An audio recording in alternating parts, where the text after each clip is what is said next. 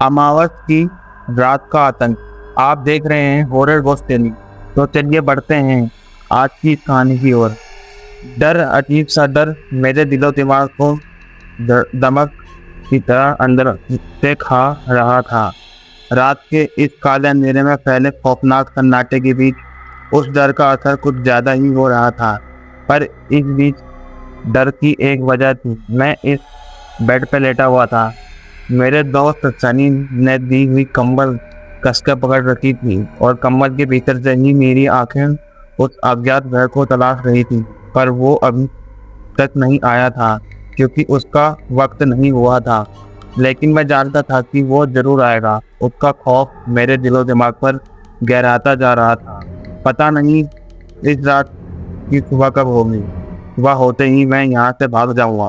पर अब मुझे सुबह का इंतजार करना होगा। मैं बेड पर लेटा जरूर था, पर मेरी नजरें सामने वाले उस पुराने लकड़ी के दरवाजे पर टिकी हुई थी। वैसे यह कमरा काफी घुटन भरा था। रंग बिरंगी दीवारें, टूटी छत और बारिश के पानी के सूखे धब्बे। हर कोने में मकड़ियों के पुराने जाले थे जिनसे कुछ कीट पतंगे फंसकर अपनी जान गंवा चुके थे। पर एक भी खिड़की कहीं नजर नहीं आ रही थी। शायद मेरे पीछे होगी। मैं पिछले 2 घंटे से बिना पल के झपकाए सामने वाले दरवाजे को देख रहा था। मेरे कमरे के अंदर इतना सन्नाटा था कि दीवार पर टंगी हुई घड़ी के कांटे की टिक टिक आवाज में बिल्कुल साफ सुन सकता था। अभी रात के 2 बजे चुके थे। मतलब उसका आने का वक्त हो चुका था। मुझे अपनी सांसें रोककर बिना हिले डुले जिंदा लाश की तरह पड़े रहना होगा, क्योंकि अगर मेरी थोड़ी सी भी हलचल उसे महसूस हुई तो वह मुझे मौत के घाट उतार देगा। वह बहुत खतरनाक था, बहुत ही भयानक, घिनौना और बदबूदार। वैसे ही खून पीने वाला पिशाच। खूबसूरत तो नहीं होगा। मैं सांसें भी इस तरह से ले रहा था कि उनकी आवाज भी मुझे सुनाई नहीं दे रही थी। मुझे अपने आप पर काबू रखना होगा, क्योंकि अगर मैं हद से ज्यादा डरा तो मेरे दिल की धड़कनें तेज हो जाएंगी और उसे सुनाई देंगी या महसूस हो जाएगी। अगर एक बार उसे इस कमरे में मेरी मौजूदगी का एहसास हो गया तो फिर मुझे वह नहीं छोड़ेगा। मेरे जिस्म के इतने टुकड़े कर देगा कि उन्हें समेटने में भी दिन दिन निकल जाएगा। वह भी बहुत ही खतरनाक था। मैंने कसम खाई कि अगर मैं यहाँ से बच गया तो दोबारा कभी भी कोई तर्क नहीं लगाऊंगा। मेरी आंखें उस दरवाजे पर टिकी थी, पर सब कुछ याद आ रहा था कि कैसे मैं यहाँ पहुंचा था। कुछ दिन पहले मेरे दोस्त रोहित ने कहा था, प्लीज यार गाड़ी थोड़ा तेज भगाओ, उसकी हालत बिगड़ती जा रही है। पीछे की सीट पर अपनी पत्नी के साथ बैठा मेरा दोस्त रोहित बोल रहा था। उसकी पत्नी की हालत कुछ अजीब सी लग रही थी। खुले बालों से चेहरा पूरा ढका हुआ था और वह जोर जोर से सांसें ले रही थी। उसकी सांसों की आवाज किसी जानवर की गुर्राहट जैसी लग रही थी। भाई मेरी बात मान, उसे किसी अच्छे डॉक्टर को दिखा। कहाँ यह तंत्र मंत्र भूत प्रेत बाबाओं के चक्कर में पड़ रहा है। सब अंधविश्वास है। मेडिकल साइंस इतनी तरक्की कर चुका है कि पर तो पढ़ा लिखा होकर भी इन बातों में उलझा हुआ है। मैंने कहा। मेरी बातें सुनकर उसे थोड़ा गुस्सा आया। तुझे क्या लगता है मैंने किसी डॉक्टर को नहीं दिखाया? तू मुझे पिछले 8-10 महीने से जानता है, पर मैं इसका इलाज पिछले 10 सालों से कर रहा हूँ। शहर के अच्छे अच्छे डॉक्टर को दिखाया, बड़े से बड़े साइकियाट्रिस्ट और स्पेशलिस्ट से भी इसका इलाज किया, पर इसकी हालत दिनों दिन बिगड़ती जा रही है। देख भाई, मैं अपनी बीवी से बहुत प्यार करता हूँ और उसे बचाने के लिए मुझे किसी के भी आगे अपना हाथ जोड़ना पड़े या भीख मांगनी पड़े तो मैं मांगूंगा। उसकी बात सुनकर मैं बिना कुछ बोले गाड़ी चलाने लगा। सामने लगी कांच में मैंने पीछे बैठी मेरे दोस्त की पत्नी को देखा। वह सचमुच पागल लग रही थी। कुछ ही देर में हम उस जगह पहुंचे जहां उसका तंत्र मंत्र के जरिए इलाज होने वाला था। एक छोटा सा मंदिर था जहां लोगों की आवाजाही शुरू हो चुकी थी। मेरा दोस्त अपनी बीवी को सहारा देते हुए उस मंदिर के अंदर चलने लगा। मैं मंदिर के एक कोने पर खड़ा चुपचाप सब देख रहा था। एक बूढ़ा आदमी जिसने काले कपड़े पहने रखे थे वह आगे आया और मेरे दोस्त की तरफ देखकर कुछ कहा। मैंने दोस्त से अपनी पत्नी को मंदिर के बीचों बीच एक गोल सर्कल में बिठा दिया।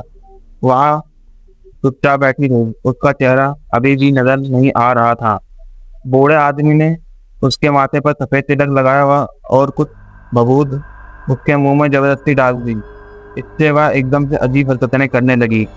अपनी गर्दन को झटक के देखकर जोर जोर से घुमाने लगी। मैं दूर खड़ा सब कुछ देख रहा था। वह बेइंतहा दर्द से चिल्लाने लगी, जोर जोर से अपने हाथ पैर पटकने लगी, फिर एकदम से बेहोश होकर जमीन पर गिर पड़ी।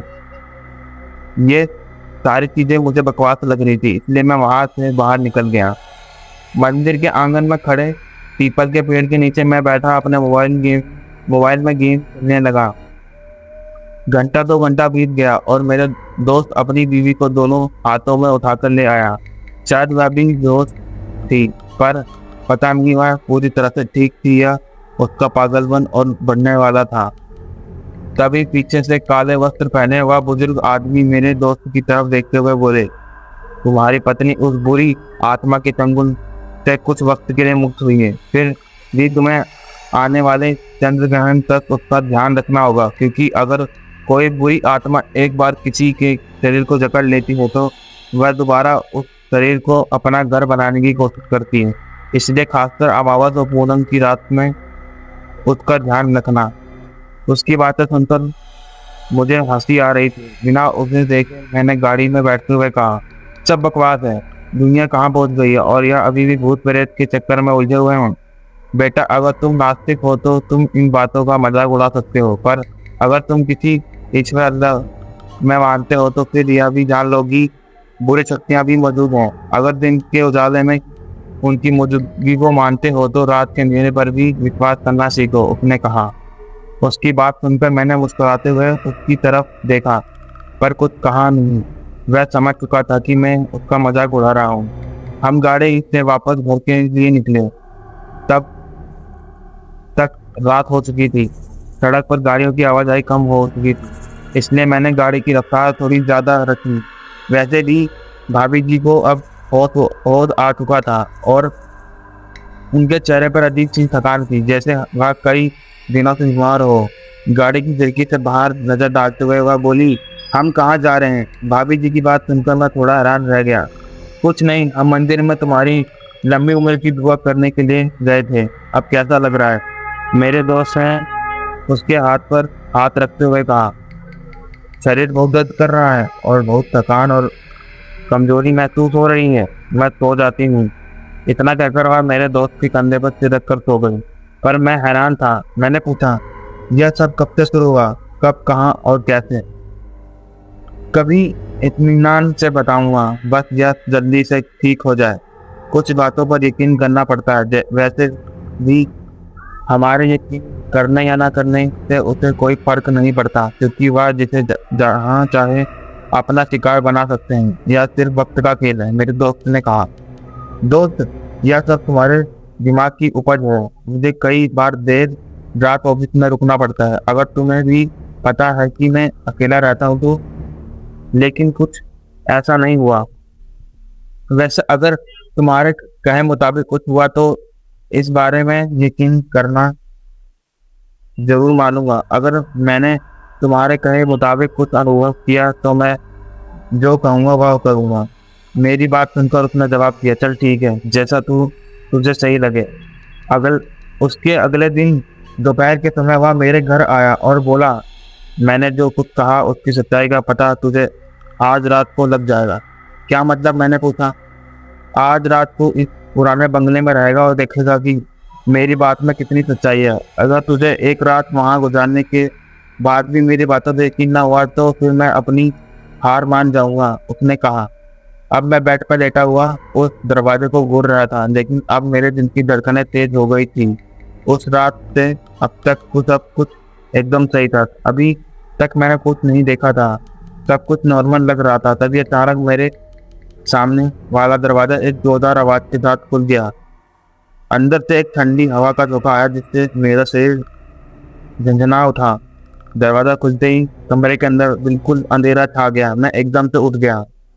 तभी दरवाजे से एक अजीबोगरीब साया अंदर आता हुआ दिखा। वह एक काले साए की तरह था। जैसे जैसे वह करीब आता गया, वैसे वैसे कमरे के अंदर की ठंडक बढ़ती गई।